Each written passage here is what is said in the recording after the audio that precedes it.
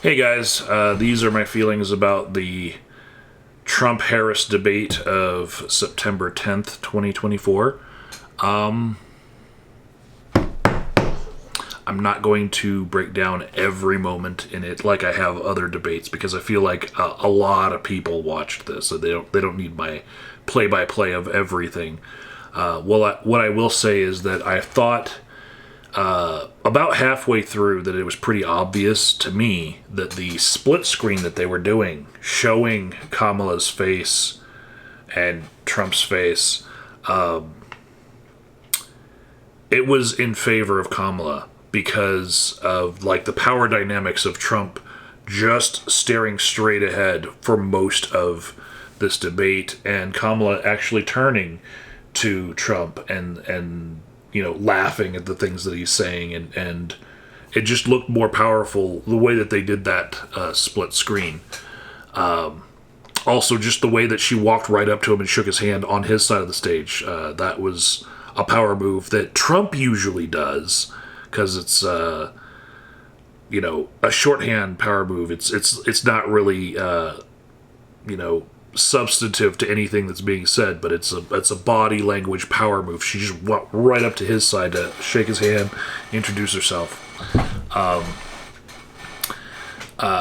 Power moves, and I think that the format of the way that they broadcast the split screen, that just highlighted all of that body language power move. And usually Trump is way better at this than his opponent, but this time I think just wasn't in the cards for him. I really liked the jab that Kamala did about people leaving Trump's rallies at the end because of exhaustion and boredom, because he talks too much. And then later on, when she said that he was fired by 81 million people, like turning his whole "you're fired" thing and "you never fired people, I fire people" around, it's rhetorically speaking, it was a beautiful moment. But both of those were examples of the many times within this debate where Kamala was playing Trump like a fiddle because she put the bait out for his narcissistic tendencies by insulting his business prowess, all of his accomplishments that he likes to espouse. She would insult, and then immediately he had to reply.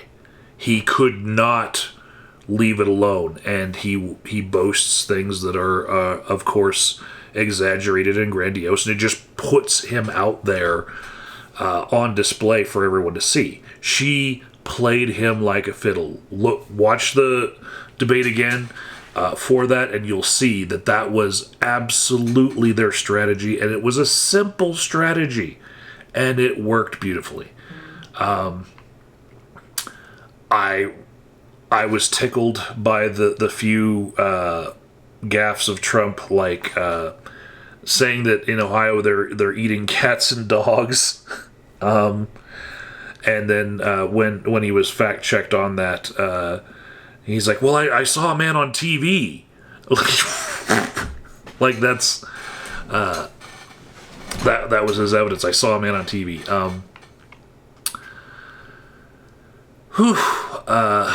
Then there was the transgender operations on illegal aliens in prison.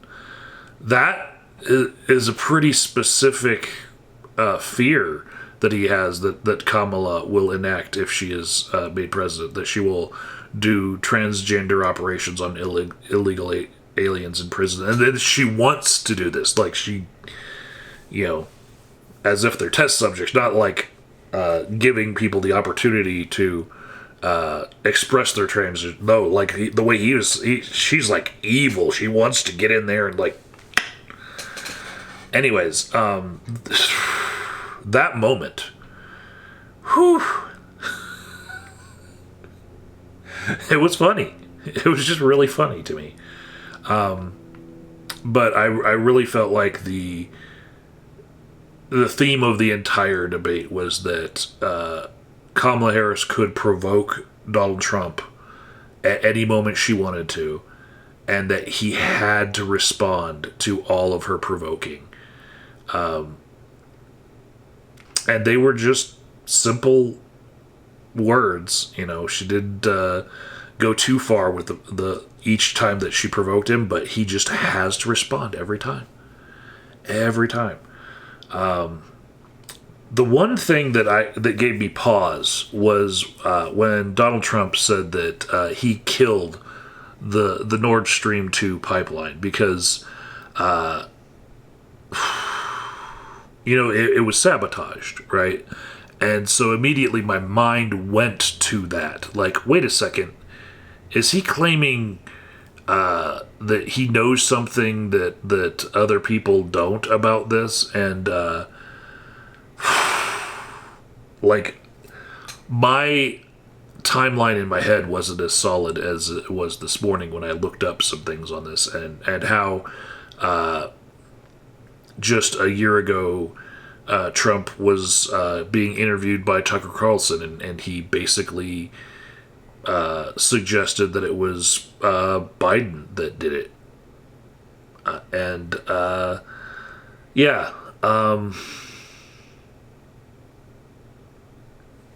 don't know. It in the timeline of my mind, I remember that Trump was against the pipeline, but like it was already mostly built anyway.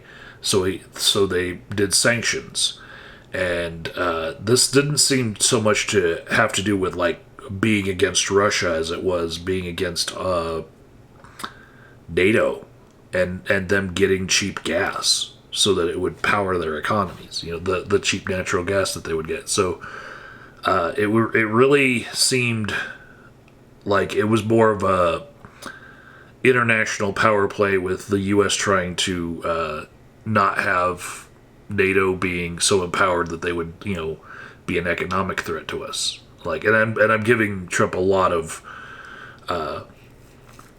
grace there when I think that there was an actual, plan in his head when I say this. But I do remember that it was Germany who were demanding that the Nord Stream 2 pipeline come online because they were so hungry for outside energy resources. And so Biden lifted sanctions because Germany was like, we need this natural gas. So then the pipeline gets sabotaged, and then the sanctions came back after Russia attacked Ukraine, and so that we shut down that whole thing again. But like, it's not like it's a meaningful sanction, after the fact,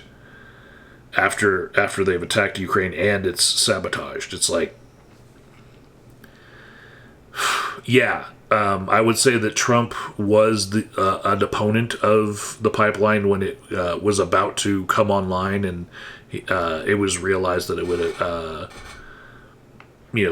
have American business interests kind of threatened. But he didn't have any foresight in that. I mean, giant freaking pipeline gets built, and he's like, his whole administration sees nothing until it's about to come online, and then they're like, oh wait, we better throw some sanctions at this. They can't be doing that. Like, it's not something that big. It's like as long as the Great Wall of China. Like, they should have had more foresight in that, and if they were going to be blocking it at all. But and now it's a thing. It's it exists. It could be brought back up online, and is it good for people or bad for people? It depends on which people you are and what time in history it is. But that Biden now has the sanctions back because of Ukraine's war with Russia. It's it's not because it was for American interests. It's because it's part of the war effort, So it was a confusing statement when Trump said that he killed the Nord Stream 2 pipeline, because the sabotage that happened during Biden's administration. It didn't happen during Trump's administration. So I'm like, is he claiming like credit for the sabotage effort and like letting loose a state secret on national TV because he's got loose lips? Is it like, I really, when I heard him say that, I was like, what does he mean by he killed it? I don't. That was a tough one for me. Of course, he can say anything and then later on say, oh, it was rhetorical or it was sarcasm. Like when he said, we lost by a whisker. And he says, oh, no, I said that with sarcasm, so I didn't really concede defeat. That happened earlier in the week. And so, yeah, it was a moment, but just a tiny one that I latched onto as like, wait a second. But overall, I'd say it was just a showcase of Kamala Harris showing that she could manipulate Trump and play him like a fiddle and make him defend himself and just put his narcissism on showcase for everyone to see. And it was beautifully done.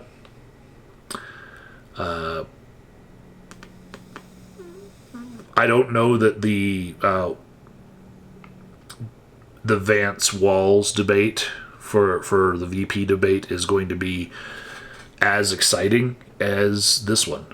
I think that it'll probably be a lot more level-headed. We'll see. But I had a lot of fun watching that debate. It was really entertaining to me.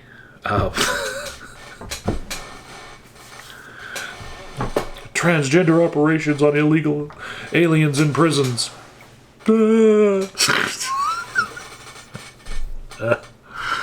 Oh man, he's getting a little unhinged.